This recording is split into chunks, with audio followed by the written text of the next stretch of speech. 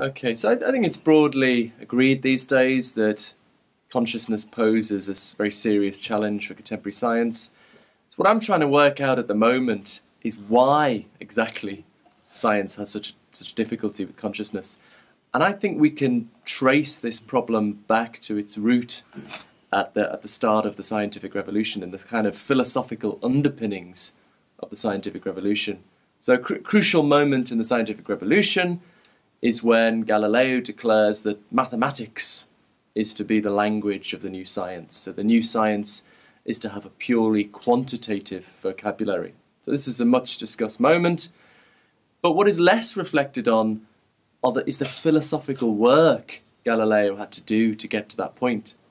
So before Galileo, people thought the physical world was full of qualities. There's the colours on the surfaces of objects, tastes in food, smells floating through the air. And the trouble was, you can't capture these kind of qualities in the purely quantitative vocabulary of mathematics, right? You can't capture the redness of a red experience or the spiciness of paprika in an equation. So this was a challenge for Galileo's aspiration to completely describe the physical world in mathematics. So Galileo's solution to this was to propose a radically new philosophical theory of reality.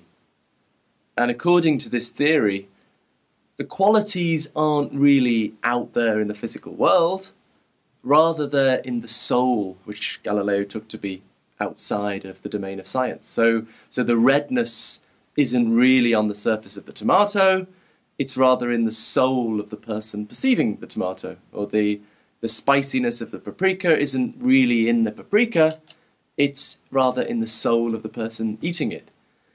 So Galileo, as it were, stripped the physical world of its qualities, and after he'd done that, all that remained were the purely quantitative features of matter: size, shape, location, motion, things that can be captured in a purely mathematical vocabulary, in mathematical geometry. So this is the start of mathematical physics. But it's crucial to realise that in Galileo's worldview, there's this radical division between the physical world with its purely quantitative properties, that's the domain of science, and the soul with its qualities, which is outside of the domain of science. So mathematical physics has obviously gone very well, but the problem is you can't deal with consciousness if you're not going to deal with qualities, because conscious experience is essentially defined by the qualities that characterize every second of waking life, the colours and smells and sounds and tastes. So effectively, by excluding qualities from the domain of science, Galileo excluded consciousness from the domain of science. So, and to be fair to Galileo, he was completely clear about this. He only ever intended physical science as a partial description of reality. I think if Galileo were to time travel to the present day and hear about this problem of explaining consciousness in physical science terms, he'd say, of course you can't do that. I designed physical science to deal with quantities, not qualities. And you know, I think we're now going for a phase of history where people are so blown away at the success of physical science and the wonderful technology it's produced that they've forgotten its philosophical underpinnings, they've forgotten its inherent limitations. So I think if we really want a science of consciousness, we need to move beyond Galileo. We need to move to what I call a post-Galilean paradigm. We need to really rethink what science is. Now that doesn't mean we stop doing physical science or we do physical science differently. I'm not here to tell physical scientists how to do their job. But it does mean, I think, that it's not the full story. I think we need to encompass physical science in a more expansive conception of the scientific method. We need to adopt a worldview that can accommodate both the quantitative features of physical science, the quantitative data of physical science, and the qualitative reality of consciousness. So that's essentially the problem. But fortunately, I think there is a way forward. There is a framework which could allow us to make progress on this. And it's inspired by certain writings from the 1920s of the philosopher Bertrand Russell and the scientist Arthur Eddington, who's incidentally the first scientist to confirm general relativity after the First World War. So I'm inclined to think these guys did in the 1920s for the science of consciousness what Darwin did in the 19th century for the science of life. And I think it's a kind of tragedy of history that this was completely forgotten about for a long time, various historical reasons we could talk about. But it's recently been rediscovered in the last 5 or 10 years in academic philosophy, and it's causing a lot of excitement and interest. The two dominant positions on consciousness, you could think, on the one hand, people who think, oh, it's so magical and mysterious, we're never going to be able to give a scientific account of it. And in a way, that's Nick Humphrey's position, because he wants to say, in some sense, it's an illusion. We can't, give a scientific account of it. But it's also the view of the dualist who thinks, look, it's just outside of the domain of science. I was interviewed recently by a sort of very radical dualist. So I'm usually prepared to sort of defend that my view is scientific. But this guy was saying, why are you bothering with science? We all know science is a load of, rubbish. So that's on one hand, it's so magical and mysterious, we'll never give a scientific account of it. The other view is, well, we just need to keep doing neuroscience in standard ways. There is a problem here. We just need to keep up with our standard ways of investigating the brain, and we'll eventually crack it. So my view is kind of in the middle. I think we can have confidence that we can have hope at least that we'll one day give a science of consciousness, but I think we need to rethink what science is.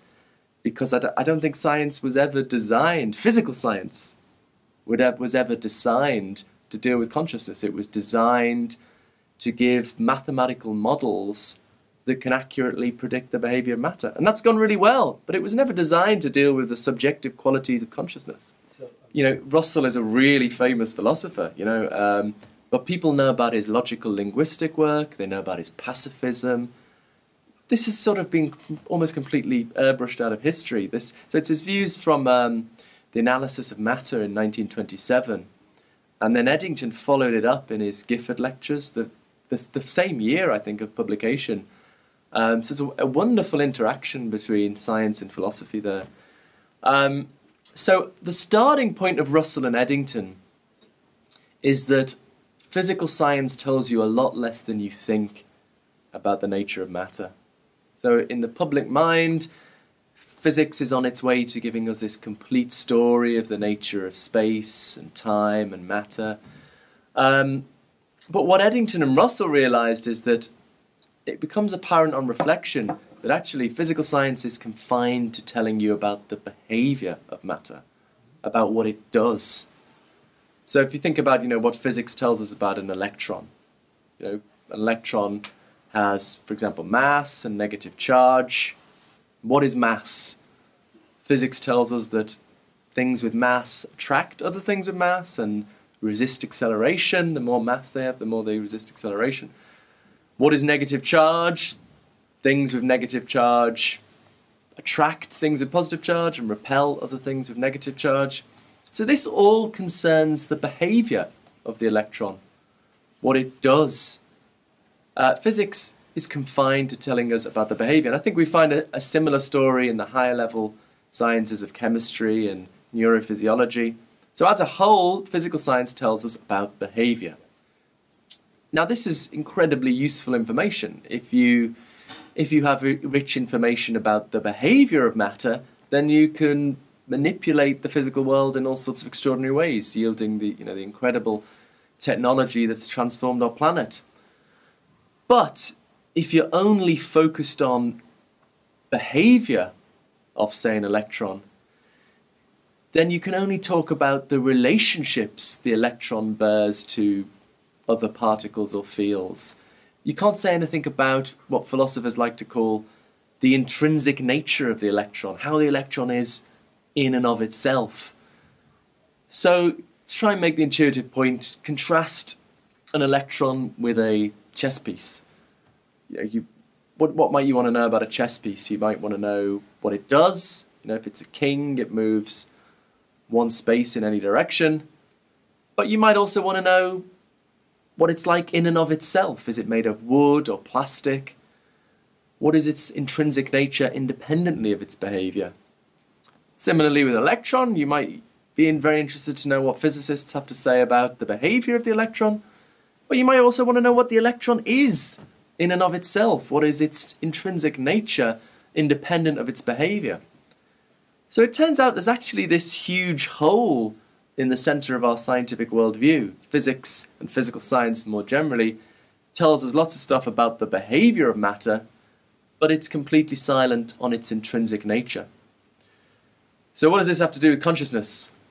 So I think the genius of Russell and Eddington was to bring together two problems that on the face of it have nothing to do with each other. The problem of consciousness and the problem of intrinsic natures. So the problem of consciousness is this challenge of finding a place for consciousness in our scientific worldview. The problem of intrinsic natures is that we have this huge hole in our scientific worldview. So the solution is put consciousness in the hole. So, we're looking for a place for consciousness. We've got this huge hole. Why not put consciousness in the hole? So the resulting theory is there's just matter. This is not dualism. There's nothing spiritual or supernatural. But matter can be described from two perspectives. So physical science describes matter, as it were, from the outside in terms of its behaviour. But from the inside, in terms of its intrinsic nature, matter is constituted of forms of consciousness. So this is a form of panpsychism, the ancient view that consciousness is a fundamental and ubiquitous feature of matter. And this has kind of new agey connotations that some people feel a bit uncomfortable with.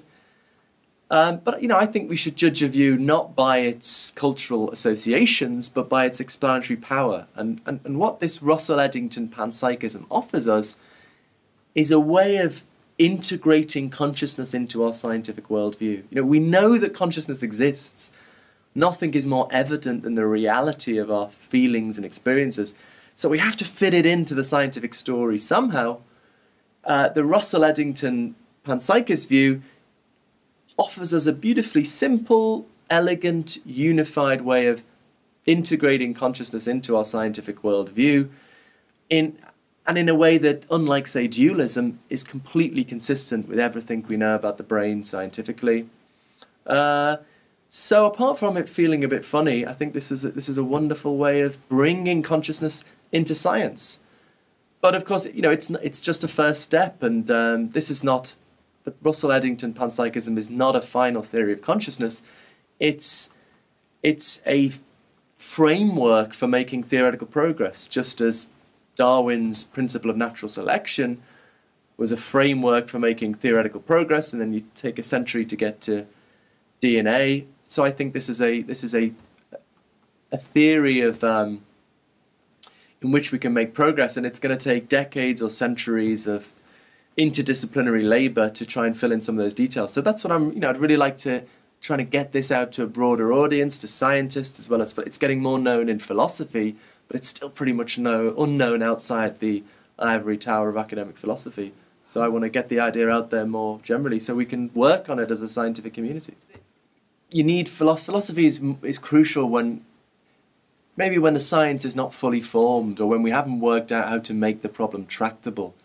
I think it's, at this stage of a science of consciousness at least, I think it's really important to distinguish the more empirical, observational aspects of a science of consciousness and the more theoretical, philosophical aspects of a science of consciousness. So just focusing on the empirical aspect, neuroscience is absolutely crucial for a science of consciousness. But in my view, you can't get a science of consciousness just by doing neuroscience. What neuroscience essentially gives you are correlations. You can scan people's brains and ask them what they're feeling and experiencing, and you can discover that, the feeling of hunger is correlated with a certain kind of activity in the hypothalamus. Or you can think that, like Giulio Tononi proposing that consciousness in general is correlated with maximal integrated information. So, this is what neuroscience gives us, this wonderful body of correlations. But that in itself isn't a science of consciousness, because we then want to know why those correlations obtain. Why is it that when you have this activity in the hypothalamus, you get a feeling of hunger? Why should that be? And that's where you get to the more theoretical aspect. And, so as soon as you start trying to explain those correlations, I think you're moving beyond what can be in any straightforward sense settled empirically. You're really essentially doing philosophy. And I think that's true whether you're a materialist or a dualist or a panpsychist.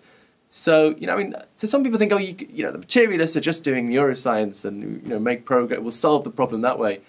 I just think you can't just get a science of consciousness just by doing neuroscience. Neuroscience is an absolutely crucial preliminary to a theory of consciousness. So I think how do we do the more theoretical aspect? So it's not like, so some people think the materialists are just doing the neuroscience, the philosophers are doing all this other weird stuff, panpsychism or dualism. But I think no, if you're a materialist, you get your correlations, but then you've got a big theoretical philosophical problem.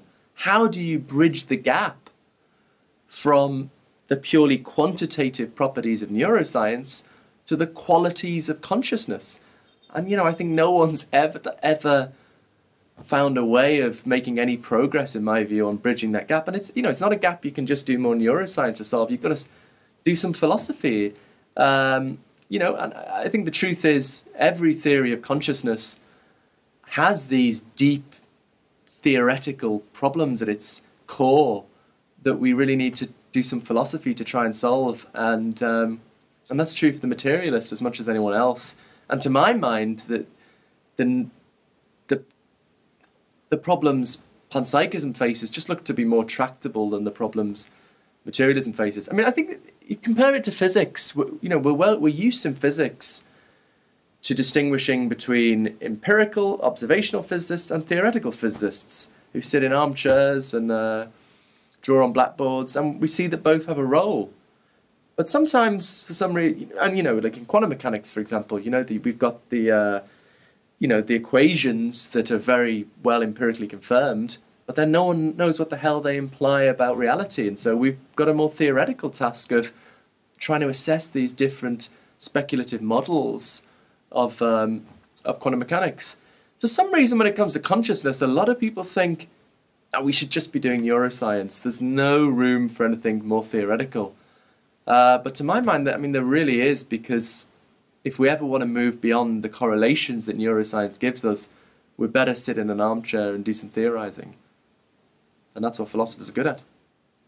To my mind, I think there's been a lot of change in the last 40 years. As you said, consciousness used to be a taboo topic that you couldn't do serious science on. It's now broadly accepted, there's a problem here we need to address. But so I think the next stage is we need to think of consciousness as a datum in its own right. Consciousness as we're immediately aware of it. So I think if we one day have, people talk about the grand unified theory that physics is aiming for. If we one day have a theory that can account for all the data of observation and experiments, but it can't account for consciousness, then it can't be true, because it's missed something out. It's incomplete. So that's kind of my view. But I just want to add something, if I may, on Dennett. So what I admire about Dennett is he understands this, and he just denies it as a datum, right? And that's completely consistent.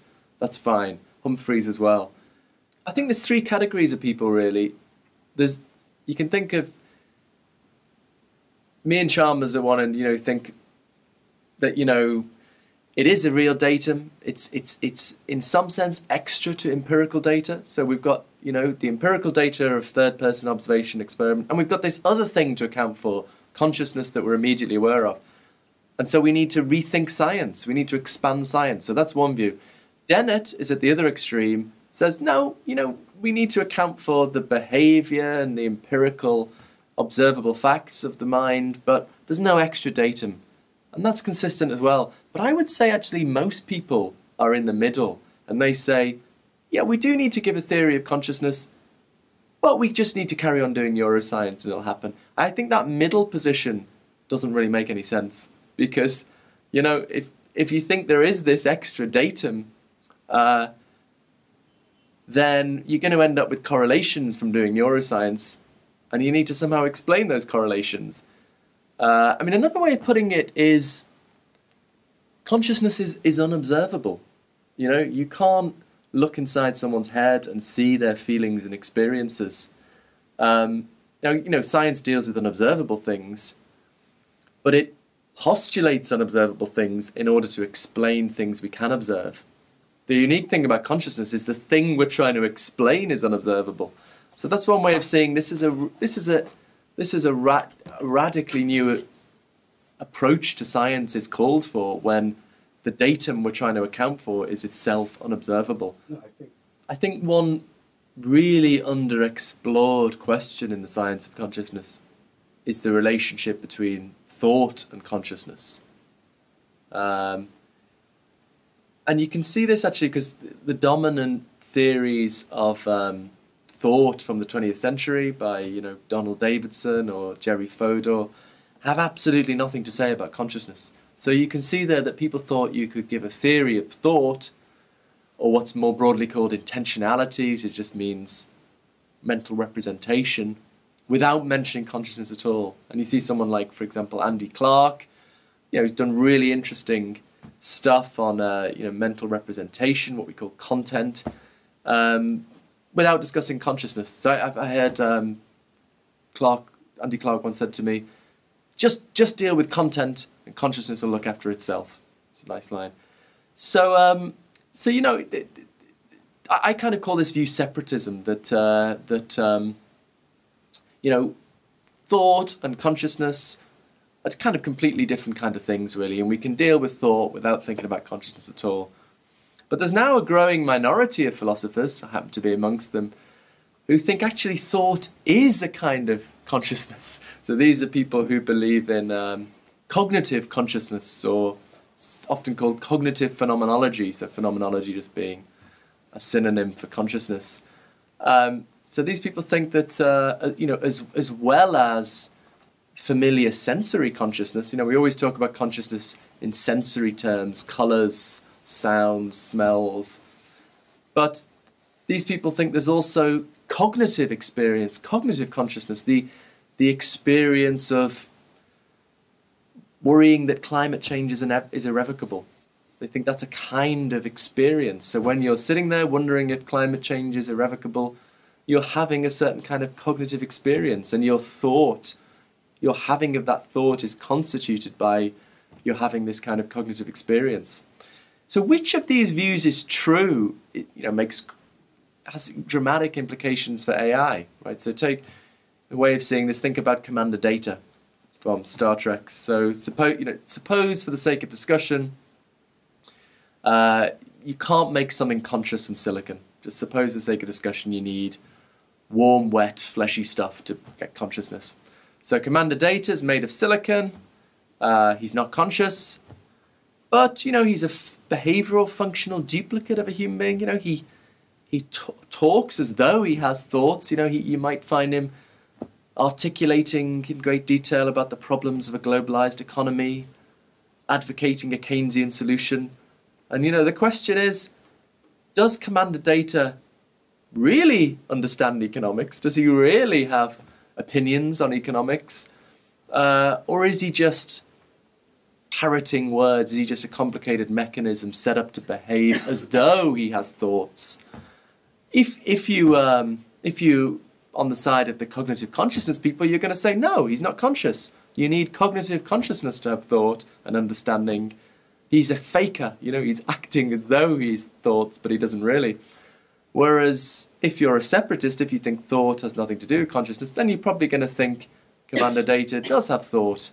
He's not conscious, but you don't need thoughts to have consciousness. Sorry, you don't need consciousness to have thoughts. And you're probably going to think thoughts are just something to do with complex behavioral functioning. So, you know, this question is so little discussed. I think this is another, talking about the role, what philosophers have to contribute. pointing out, for example, this question about the relationship between thought and consciousness that is really glossed over, and people make assumptions one way or the other without realizing that there's a point of controversy.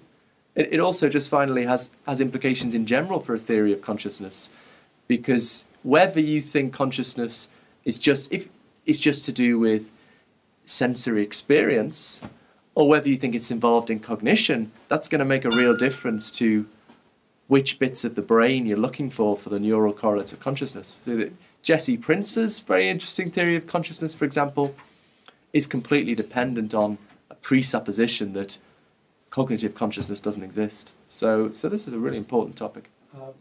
I suppose I was obsessed with the problem of consciousness from day one, really, as a philosophy undergraduate at 18.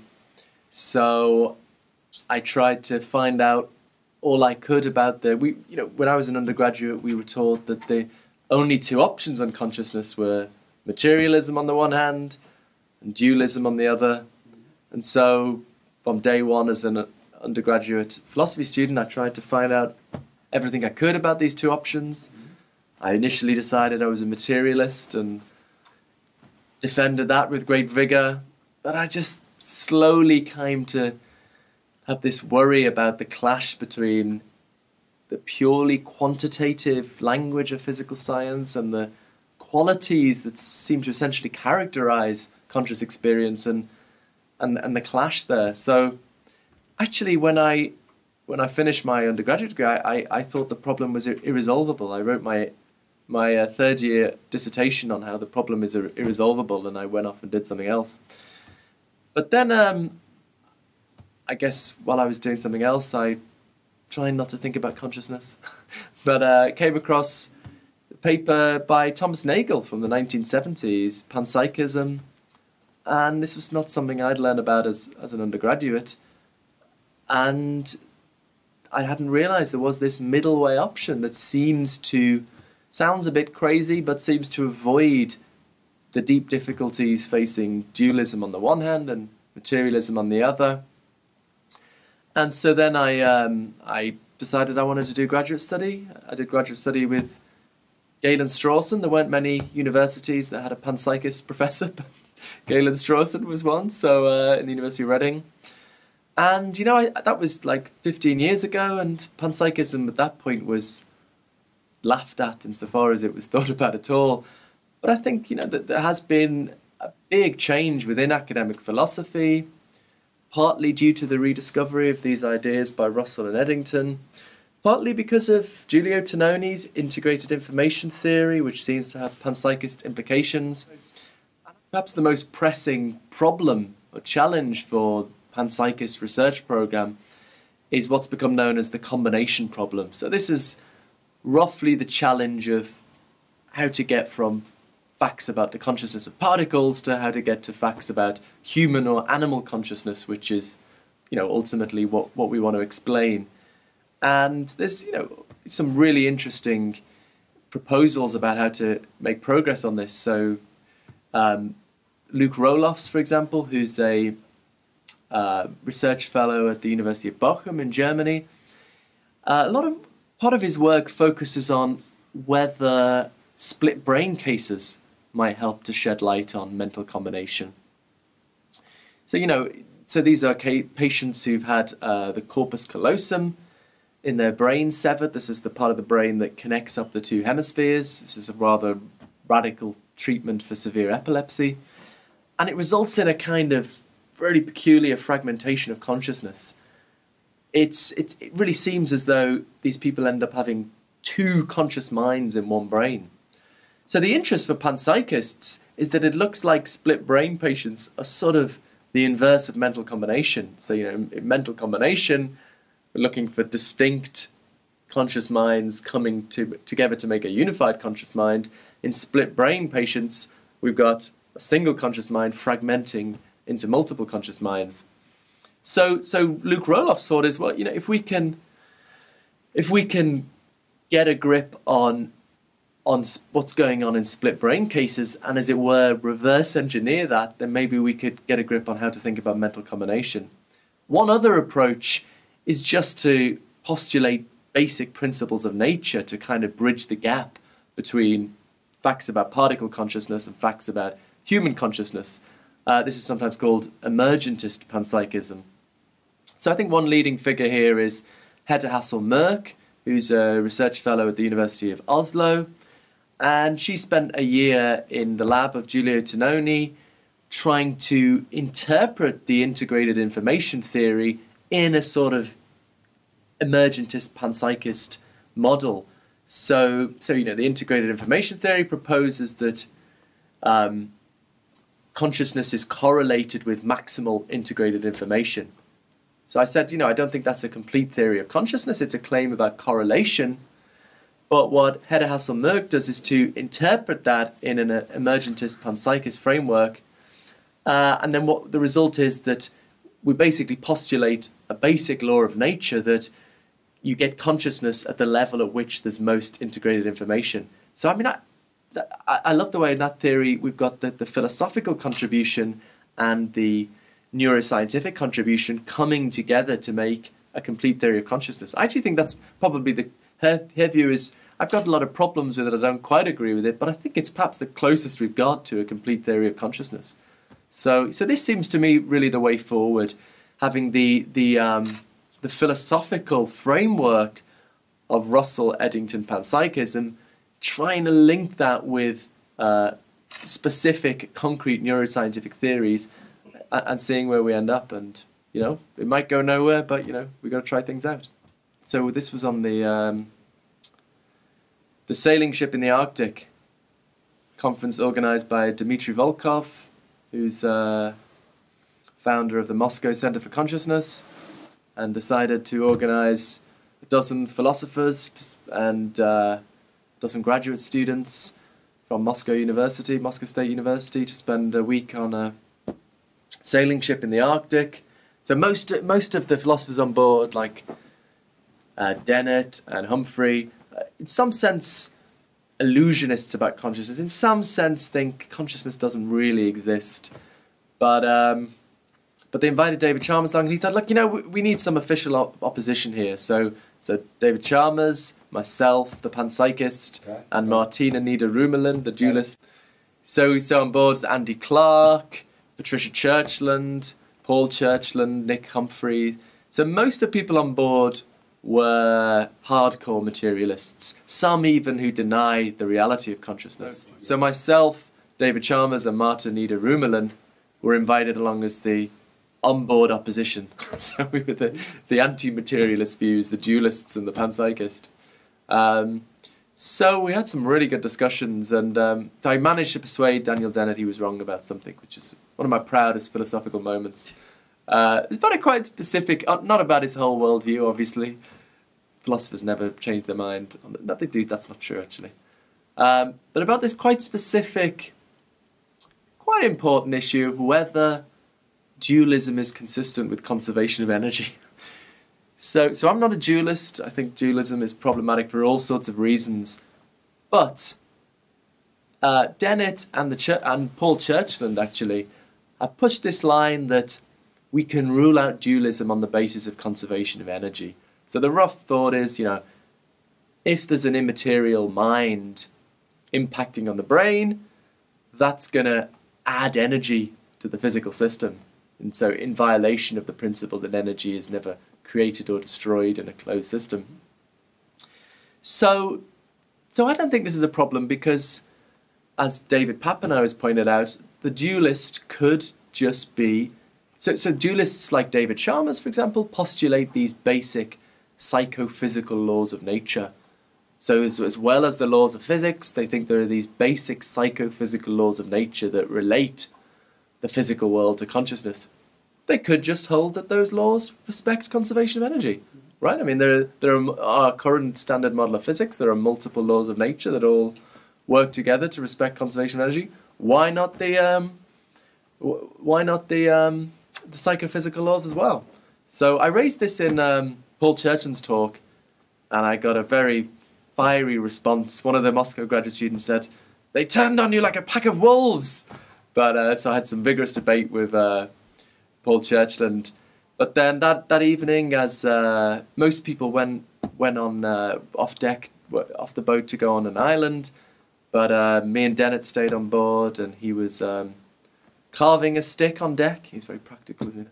And I just kept at this point saying, I'm not saying dualism is plausible. I'm not saying there are all sorts of problems, but this specific problem, it's consistent with conservation of energy.